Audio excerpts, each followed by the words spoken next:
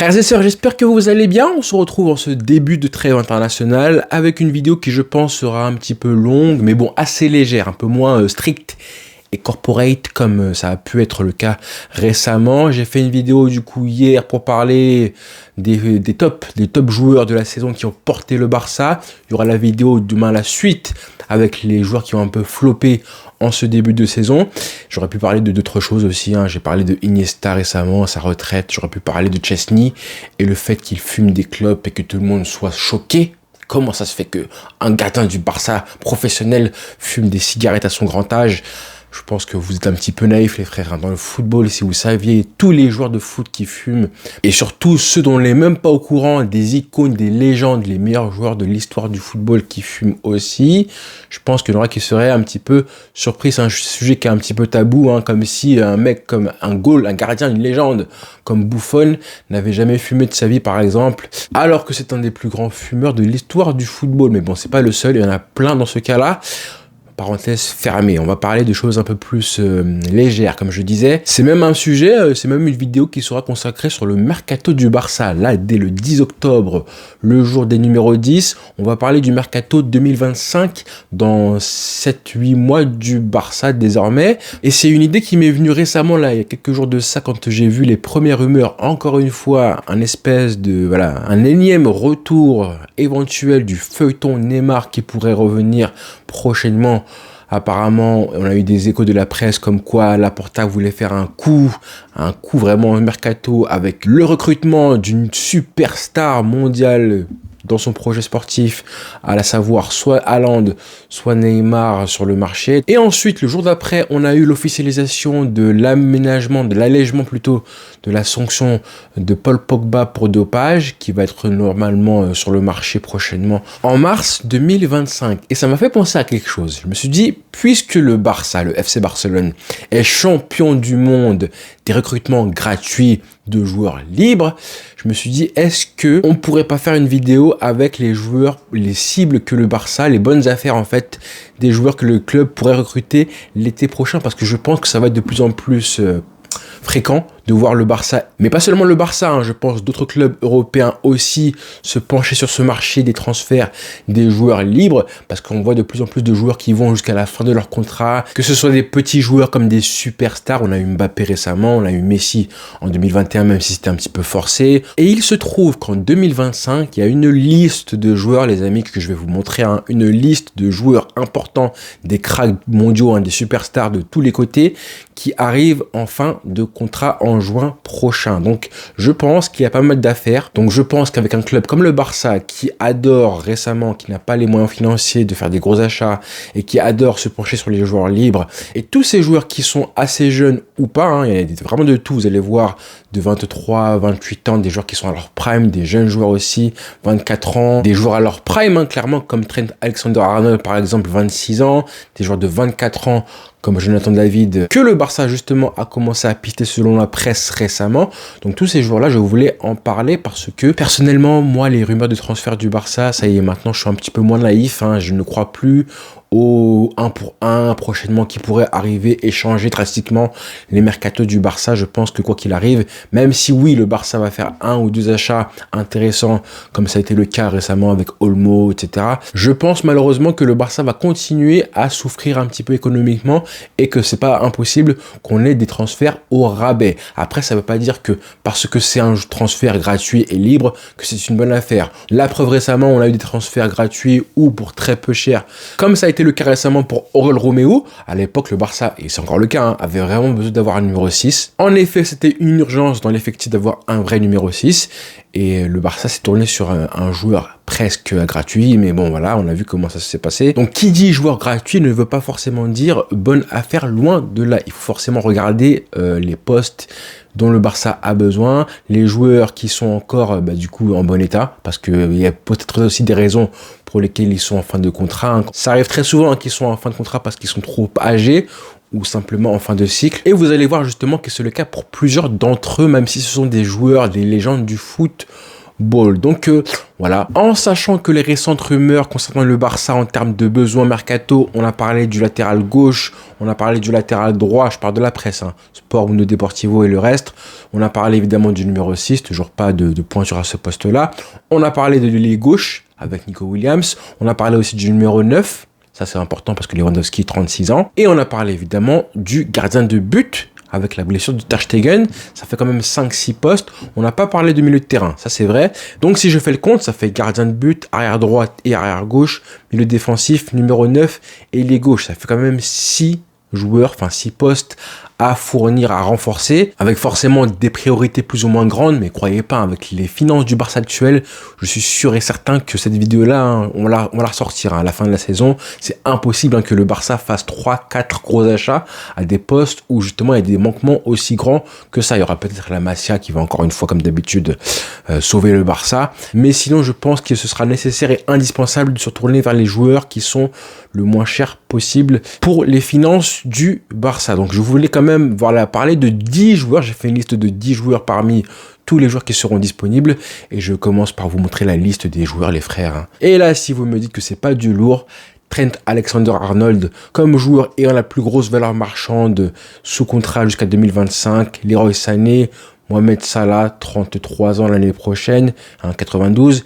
Alphonso Davies, très jeune, 23 ans seulement pour l'instant. En fin de contrat, on le sait. Joshua Kimmich, hein, ça fait maintenant des années qu'il est lié au Barça. Attaquant canadien de Lille, Jonathan David, hein, comme je vous disais, 24 ans, du LOSC, suivi récemment par le Barça apparemment. Heung-min Son, Kevin De Bruyne, Jonathan Tah, Virgil van Dijk, Neymar Junior, on en reparlera, hein, vous inquiétez pas. André Gomez, Anguissa, mon gars sûr. Et puis je continue un petit peu. Lionel Messi, c'est fin 2025, hein, ils n'ont pas joué, mais bon, on en reparlera, hein, vous inquiétez pas de lui en fin de vidéo. Dumfries, pourquoi pas aussi, on va reparler. Ferland Mendy, bah non, je pense pas qu'on en parlera, même si voilà. Je continue, Marco Verratti. Quelle carrière, mon pauvre. Déjà en fin de contrat l'année prochaine, il aura 32 ans. Et je continue, je termine par... Non, pas CR7, on va oublier, hein, ça. On va oublier très vite. Walter Benitez comme gardien de but, pourquoi pas, mais je pense pas non plus. Sergio Reguilón à gauche. Bref, j'ai fait une liste de 10 joueurs, Paul Pogba aussi, dont je vais vous parler, avec des joueurs qui m'intéresseraient et d'autres qui sont vus pour l'instant comme des cracks ultimes et des bonnes affaires. Mais attention, moi je suis assez sceptique sur eux, donc ce sera forcément un espèce de pour et de contre parmi les joueurs qu'on va citer pour les bonnes affaires que pourrait faire aujourd'hui le Barça d'Hansi Flick. Il faut prendre aussi ça en considération que là on parle du Barça de Flick et de ses choix, son système de jeu et ses préférences. Et ça c'est important parce que je pense qu'il y a des joueurs qui vont partir avec une petite longueur d'avance et d'autres qui partiront avec un léger handicap, tout simplement. Alors à la base, je voulais pas forcément commencer par le classement là des joueurs les plus chers à valeur marchande fait par Transfermarkt. Mais bon, je vais quand même commencer par TAA, Trent Alexander-Arnold, parce qu'on parle d'un poste que le Barça cherche, un latéral droit de métier, même si Koundé fait l'intérim et qui commence à être tellement fort que est-ce que tu as forcément besoin d'avoir un mec comme ça, de recruter un latéral droit? Mais là, on parle pas de n'importe qui. On parle d'un joueur, franchement, qui est tellement intéressant, qui est un vrai joueur de côté, un vrai latéral droit qui pourrait du coup s'acclimater aussi au jeu d'Hansi Flick. C'est un Anglais et on sait que les Anglais, c'est toujours compliqué pour eux de venir en Espagne s'acclimater et tout. C'est un joueur qui aime aussi le Barça apparemment, hein, je crois des échos, je sais plus trop s'il est fan du Barça du Real, bref, on s'en fout un petit peu. Mais c'est un joueur quand même 26 ans, quoi qu'il arrive, hein, si tu le prends et qu'il floppe, tu peux le revendre. Si tu le prends et qu'il fait 3-4 saisons intéressantes, tu peux le revendre aussi très cher. À 26 ans, il est à son prime. Ouais, même s'il a eu un petit peu une baisse de régime, hein, récemment depuis 2-3 ans, c'est pas le vrai. C'est pas le grand TAA qu'on a vu en 2019, qu'on avait découvert avec ce match-là, forcément, ce corner qui nous a hanté, qui nous hante encore, mais ça reste un très très bon joueur. Le problème, c'est qu'évidemment, le Real Madrid est, je pense, a déjà une main dessus.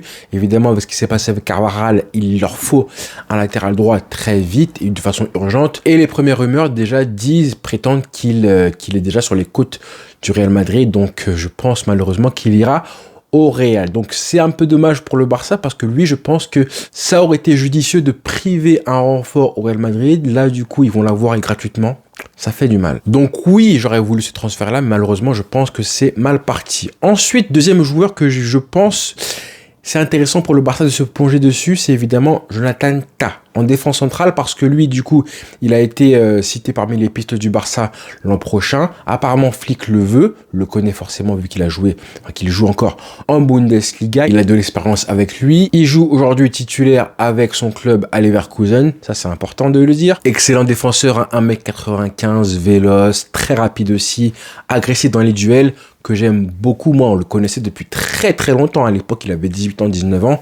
On le suivait déjà parce qu'on savait que ça allait être un crack ultime. Pour ceux qui ont joué à Football Manager quand il avait 17 ans, 18 ans, on le connaissait déjà. Et en plus, je me dis que quand on connaît un petit peu la situation un petit peu floue concernant Araujo, est-ce qu'il va rester ou pas au Barça, je pense qu'un joueur comme ça, si tu le fais venir, c'est un remplaçant qui est parfait. Il est encore jeune, comme je disais, et il a des caractéristiques qui sont assez similaires à ce qu'on voit chez Araujo, qui est un très bon défenseur, mais attention, qui n'est pas irremplaçable. On le voit aujourd'hui encore avec la défense du Barça. Donc moi, je validerais totalement la venue d'un mec comme ça. 28 ans, gratuit, qui va jouer, qui joue en plus cette saison en Ligue des Champions, qui a de l'expérience, qui est titulaire avec Leverkusen et qui est désiré par Hansi Flick. Je pense qu'il y a pas de gros doute à avoir sur le joueur, tout presque à avoir sur le joueur. L'important de faire venir un joueur comme ça qui va t'amener une plus-value tout de suite en défense. Tout de suite. Alors, il est blessé, il est un petit peu inconstant.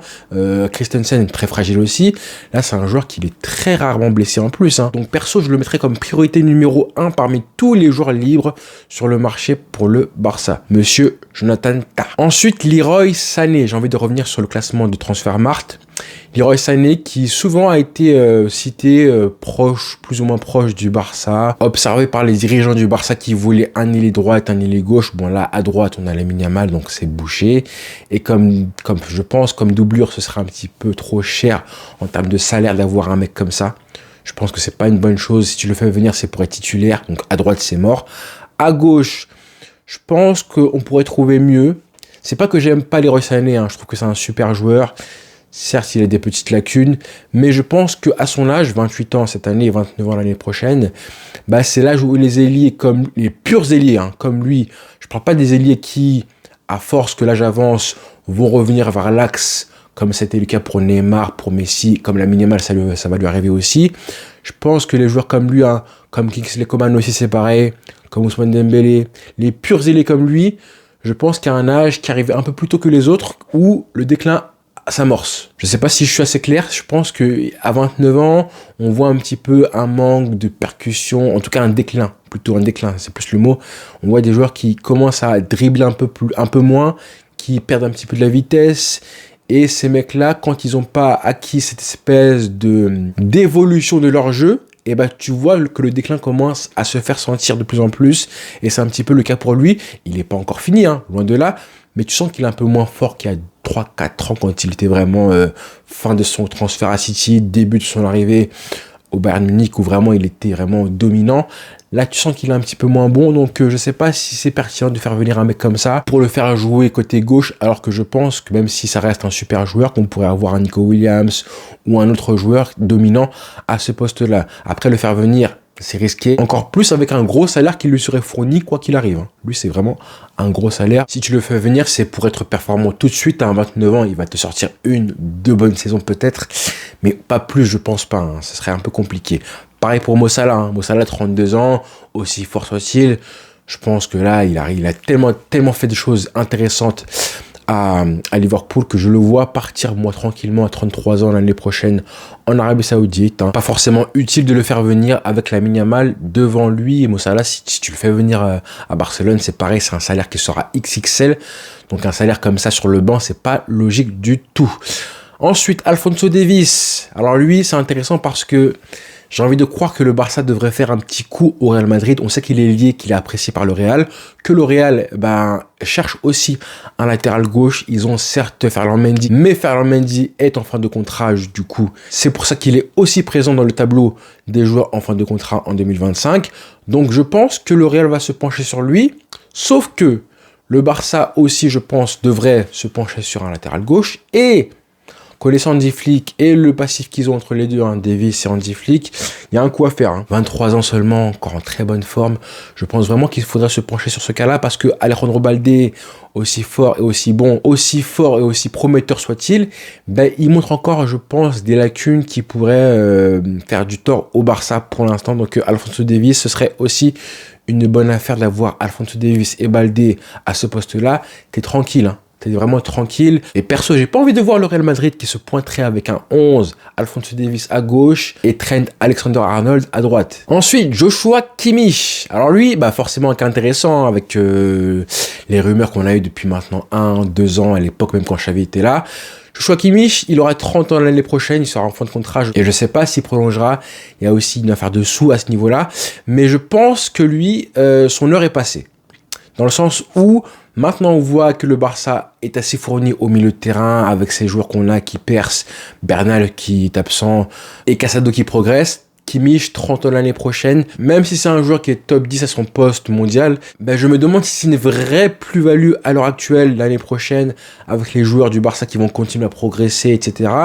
Est-ce que donner un salaire, un gros salaire à un joueur comme ça, c'est pertinent? Même dans le cas où on aurait un Frenkie de Jong qui partirait du Barça, en vrai, c'est peut-être parce qu'on a pas mal de profils similaires. Vous voyez, Kimmich, même si c'est un joueur dominant, on a des joueurs qui ressemblent un petit peu à Kimmich, comme Casado, alors qu'il y aurait peut-être des joueurs avec un profil un peu plus différent au même poste, milieu de terrain, un peu moins fort que lui, qui pourrait apporter un peu plus au Barça, parce qu'ils ont un profil et des qualités différentes. Je sais pas si vous me comprenez. Bon, je suis mitigé pour Kimmich, je sais pas si je le mets dans les oui ou dans les non. Ça dépend de Frenkie de Jong, est-ce qu'il reste ou pas au Barça l'année prochaine. En fait, c'est un peu plus ça, mais même s'il part, c'est un profil qu'on a aussi dans le club, donc ça reste très compliqué au milieu de terrain. Mais un peu plus d'expérience, un peu plus de leadership pour un joueur qui a tout gagné, qui a tout gagné en club. Franchement, ça ferait du bien aussi. On parle d'un joueur, on en avait parlé en vidéo plusieurs fois, mais qui a été sublimé comme pas possible par Hansi Flick, qui connaît par cœur. Donc, pourquoi pas aussi, ce genre de milieu de terrain, vous avez vu un petit peu comme Casado, quand ils sont placés par Hansi Flick dans le milieu de terrain, ce fameux double pivot, on voit que c'est juste masterclass sur masterclass. C'est ça qui me met un petit peu le doute, mais bon, est-ce qu'on en a vraiment besoin aujourd'hui, Kimmich? Je pense pas forcément. Affaire à suivre. Ensuite, Jonathan David. Alors lui, un cas intéressant parce que voilà, attaquant du LOSC, 24 ans seulement, donc 25 ans l'année prochaine, qui n'a pas le rayonnement qu'on connaît, qu'on attend dans le numéro 9, c'est vrai, mais c'est un bon attaquant de Ligue 1, mais quand même des chiffres intéressants, 19 buts marqués en 34 matchs l'année dernière en Ligue 1, 5 buts marqués cette saison en 7 matchs, donc je trouve que c'est un profil intéressant à un poste où je trouve qu'il faut du renfort, parce que Ferran Torres, Ansu Fati, c'est trop léger pour moi, ces mecs-là. Donc, comme doublure, que ce soit de Lewandowski ou d'une pointure comme Haaland, avoir un mec comme ça, je trouve que c'est une très très bonne idée. Moi, je valide parce qu'en plus, il n'aurait pas un gros salaire pour le Barça. 24 ans. Vous savez à quel point c'est compliqué de faire venir un numéro 9 quand il a devant lui Lewandowski. Faire venir une doublure quand tu sais que devant toi, tu as un mec comme Lewandowski ou même un mec comme Haaland, si jamais il était amené à venir au Barça en 2026 et tout, c'est pas impossible, mais c'est très compliqué. Alors qu'un mec comme ça, je pense que lui, il a vécu 3-4 ans à Lille. Venir au Barça, c'est vraiment une grosse opportunité pour lui. Comme doublure, honnêtement, c'est difficile. Je sais pas si dans les commentaires vous serez d'accord avec moi, mais je pense qu'avoir un mec comme ça comme doublure, c'est une sacrée opération pour le Barça. Et ça ne m'étonnerait pas que si jamais le Barça le rate, parce qu'il y a des rumeurs comme quoi le Barça le voulait, si jamais il va autre part, en tout cas, je ne serais pas surpris de voir des gros clubs qui se penchent sur le cas Jonathan David. Ensuite, j'avais envie de parler de Paul Pogba. La pioche que je voulais forcément évoquer parce que c'est un joueur que j'adore, tout le monde le sait maintenant. Pogba, 33 ans l'année prochaine, 32 ans, pardon, 93, donc 32 ans en 2025, il sera libre en mars prochain. Et j'ai envie de croire à l'éventualité de faire Pogba pour les mois qui vont rester entre mars et la fin de la saison. Pas un prêt, parce que du coup il sera libre, mais un transfert de 3-4 mois pour la fin de la saison, pour tester justement le joueur. C'est pas risqué, c'est pas un transfert de 1 ou 2 ans où tu as le risque avec un salaire qui serait gros et tout. Là, ce serait un test avec un CDD de 3 mois jusqu'à la fin de la saison qui pourrait aider en Ligue des Champions notamment, je me dis que ce serait une bonne affaire. Ce serait une opération très très peu risquée, parce qu'on va pas se mentir, on a forcément des doutes sur la performance de Pogba, le niveau du joueur aujourd'hui, dans quel état de forme il est, est-ce qu'il est encore apte pour la pratique du football professionnel, tout simplement. Vous allez me dire qu'au milieu de terrain, on n'a pas forcément besoin d'avoir ce joueur-là. Je serais pas forcément d'accord avec vous, parce que ce profil-là, on l'a pas au Barça. Un joueur qui est un petit peu complet, box-to-box, comme pas possible. Et aussi, surtout parce que c'est un joueur de tournoi, en fait. C'est un joueur sur une courte période, comme un tournoi, comme un Euro, une Coupe du Monde. Et justement, la fin de la saison en Ligue des Champions va réussir à se sublimer sur une très courte période. C'est un joueur de tournoi pour moi, Pogba, qui en plus a cette faculté de pouvoir s'inclure et s'inscrire très vite dans une équipe, dans un collectif. Même si on parle du Barça, c'est un mec tellement complet qu'il va t'apporter dans le jeu ce qui te manque quoi qu'il arrive, en fait, de la verticalité, ce que aime justement Hansi Flick.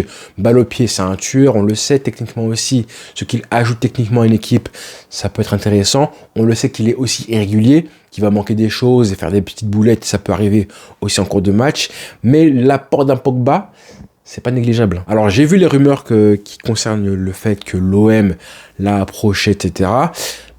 Pourquoi pas, pour l'OM, s'ils le prennent, tant mieux pour eux. Mais moi, j'aimerais bien que le Barça se penche sur le cas Pogba, même si ça reste un profil de star. Et je sais pas si Hansi Flick apprécie vraiment ce genre de joueur-là, de personnage-là et de joueur-là. Mais quoi qu'il arrive, un prêt de 3 mois de Pogba, je trouve que la dose de risque est assez réduite. Est-ce qu'il pourra rester ensuite? Justement, ces 3 mois-là peuvent servir de test pour savoir s'il peut rester plus longtemps au Barça. Ou est-ce que je veux dire ou pas? Maintenant, est-ce que lui voudra seulement un petit contrat de 3 mois au Barça? Je pense pas, sachant que Marseille va vouloir forcément le signer pour plus longtemps que ça, avec un gros contrat. Mais là, je me dis qu'un joueur qui a été suspendu pendant 2 ans pour dopage, forcément son contrat, là j'ai vu que la Juventus allait repayer du coup 8 millions d'euros à partir de mars. Ça veut dire que je pense qu'ils vont se débarrasser de lui, c'est pas possible, ils vont pas vouloir payer une telle somme. Donc un joueur qui est en galère un petit peu comme ça, comme lui, il va forcément baisser un petit peu ses prétentions salariales. Même si, quoi qu'il arrive, il reste managé par l'agence de Mino Raiola, paix à son âme. Donc, il faudra quand même faire attention à ce qu'il demande au niveau financier, même si ce sera beaucoup moins que ce qu'il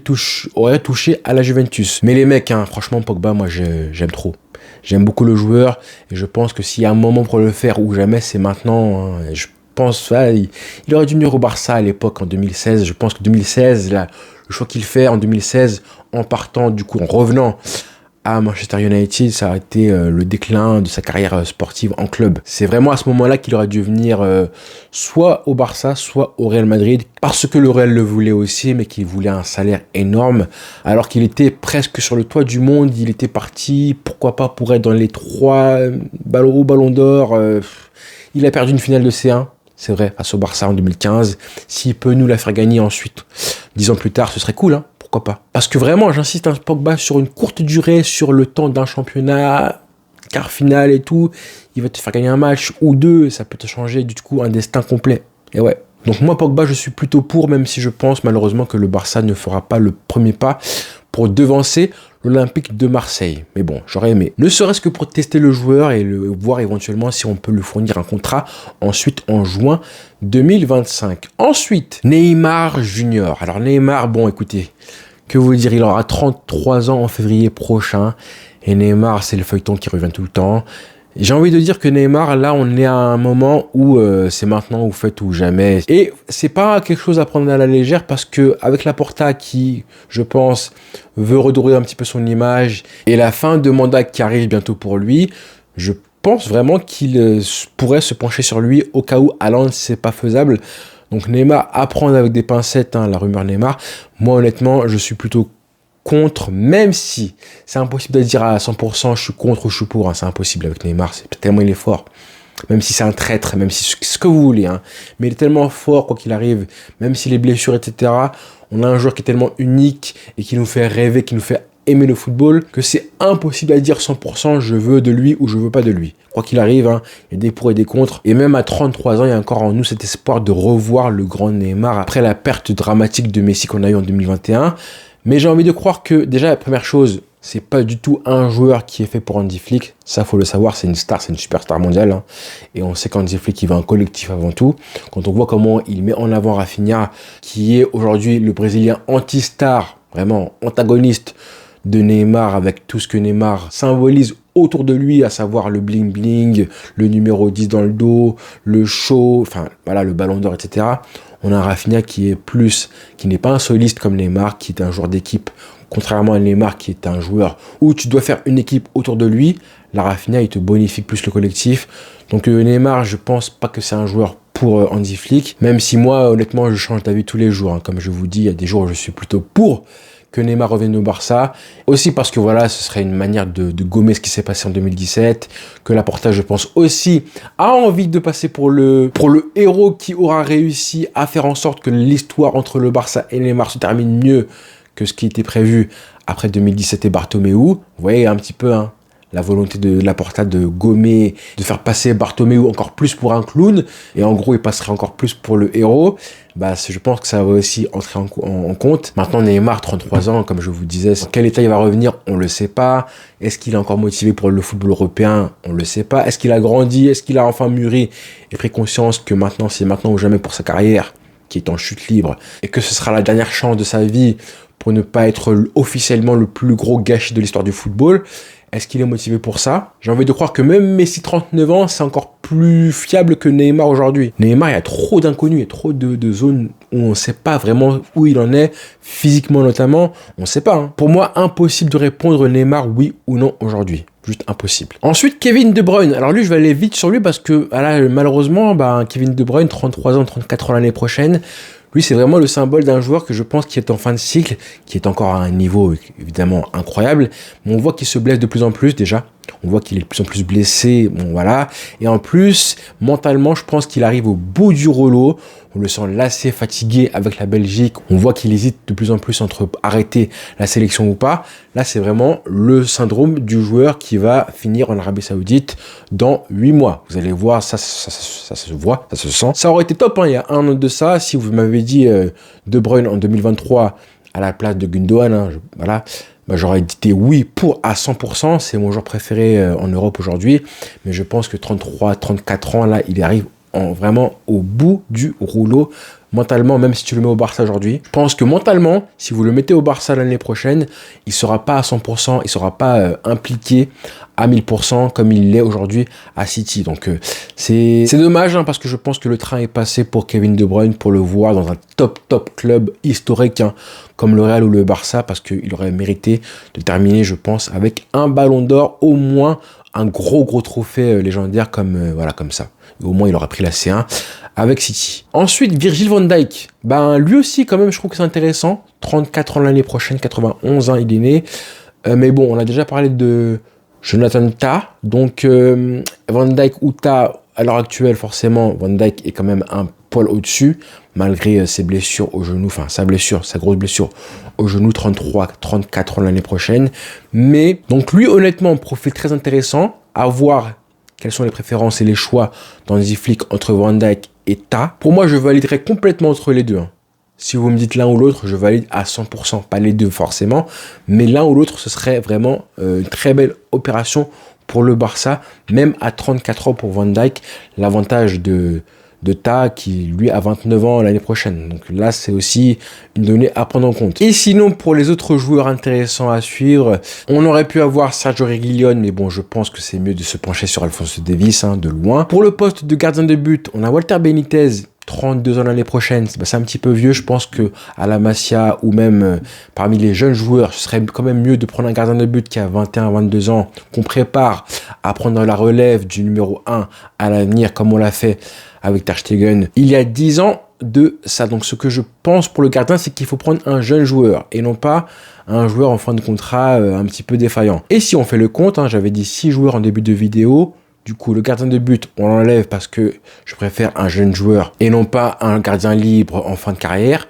Et pareil pour l'ailier gauche, parce que je pense que le Barça doit faire le nécessaire pour ramener une pointure à ce poste-là. À voir pour Nico Williams, ce qui ferait du coup 4 joueurs que j'ai retenus, à savoir Jonathan Tah ou Virgil van Dijk en défense centrale, l'un des deux. clairement, je pense que c'est la priorité du Barça. Deuxième priorité, à savoir le numéro 9. Là, on sait que la cible du Barça, elle est identifiée pour l'instant, c'est Monsieur David Jonathan du LOSC. Le latéral gauche, Alphonso Davies, parce que je pense que ce serait judicieux de le prendre maintenant, là. Ce serait une énorme plus-value pour le Barça, à ce poste-là, latéral gauche. Et pour finir, au milieu de terrain, même si le milieu de terrain est fourni, je pense que le Barça en a besoin. Il n'est pas si fourni que ça, mine de rien, je trouve, hein, en expérience surtout, avec la perte de Gundogan encore plus, avec Pogba ou Kimmich. Kimmich selon évidemment ce qui se passe avec Frenkie de Jong, et Pogba selon plein de choses, même si je sais qu'il y aura pas mal d'entre vous qui ne seront pas forcément d'accord. Pogba, c'est un cas qui divise énormément, et j'ai envie de dire encore plus que Neymar. Et du côté des noms, des joueurs que je ne pense pas voir et ne veux pas voir au Barça, hein, bah du coup Trent Alexander-Arnold, c'est parce que je pense que le Real Madrid a la main mise sur le dossier. Leroy Sané, je suis plutôt contre. Mohamed Salah, c'est pareil. Pareil pour De Bruyne, je suis plutôt pessimiste, hein, même si j'adorerais qu'il vienne, mais je suis plutôt pessimiste. Neymar, c'est pareil aussi, trop mitigé. Messi, Lionel Messi, bah écoutez, que vous dire sur lui, 38 ans l'année prochaine. Bon, je pense pas qu'il va revenir au Barça, hein. Je pense qu'il est encore en froid avec Laporta et que l'histoire est terminée. Tant que Laporta est là, de toute façon, je pense pas qu'on aura même un jubilé, un hommage envers Messi. Même si, encore une fois, hein, je vois son niveau récemment là avec l'Inter Miami, avec l'Argentine. Et je pense que, quoi qu'il arrive, hein, il va apporter, quoi qu'il arrive, même si tu le mets aujourd'hui au Barça, vraiment, tu le mets au Barça, tu gères un petit peu le temps de jeu. Tu gères un petit peu l'ego, ce qu'il peut apporter, et comment gérer l'équilibre avec un joueur qui défend pas du tout. Même dans les grands matchs en Ligue des Champions, même en Ligue 1, là, vous pouvez pas me dire qu'un mec comme ça, comme Messi, 38 ans, il a pas sa place au Barça aujourd'hui, hein. Il a encore sa place fastoche. Vraiment, tu le mets à la place de Ferran Torres, il a sa place, évidemment, mais même à la place d'un Pablo Torre, ou largement fastoche. Il n'y a même pas de question à se poser à ce niveau-là. Donc voilà, et je ne parlerai même pas hein, des Paulo Dybala qui a été évoqué un temps au Barça récemment, encore moins CR7, bref. Pareil pour Denzel Dumfries, 29 ans l'année prochaine, je pense pas que ce soit compatible avec le Barça de Flick, vraiment pas. C'est pas une plus-value par rapport à Koundé non plus. Amad Diallo, 22 ans, Côte d'Ivoire, Manchester United, pourquoi pas, hein, il est droit. Par contre, lui, je trouve que comme remplaçant de Lamine Yamal, c'est meilleur que Ferran Torres, hein, loin de loin. En plus, il est très jeune, 22 ans, 23 ans. Donc lui, par contre, je trouve que ce serait une bonne solution pour une doublure à ce poste-là. Donc voilà les frères, on va s'arrêter là, hein. Marco Verratti, on va oublier aussi, hein. Marco Verratti, je t'aime, mais trop tard. T'aurais dû venir à 25 ans et ne pas prolonger tous les ans avec le PSG à l'époque. Maintenant, t'as trop de cigarettes dans les poumons, malheureusement. Toi aussi. Le reste, franchement, j'ai pas vu de nom hyper intéressant, attractif. Pas grand chose, hein. Lemina, non. Lacazette, Adama Traoré, non, tout ça là, on va oublier. On n'est pas non plus une maison de retraite, hein. C'est vrai que là, j'ai parlé quand même de 4 joueurs, dont aucun ne dépasserait les 30 ans à part Paul Pogba, enfin Kimmich 30 ans, l'année prochaine hein, seulement. Et Van Dijk, évidemment, même si je privilégie l'option Jonathan Tah parce que Hansi Flick le veut en priorité, hein. Donc j'ai parlé de 4 joueurs qui sont assez jeunes, hein. Je répète, hein. Jonathan Tah, Jonathan David, 24 ans, Paul Pogba, 32 ans, ou Kimmich, 30 ans, et Alphonso Davies, 25 ans l'année prochaine.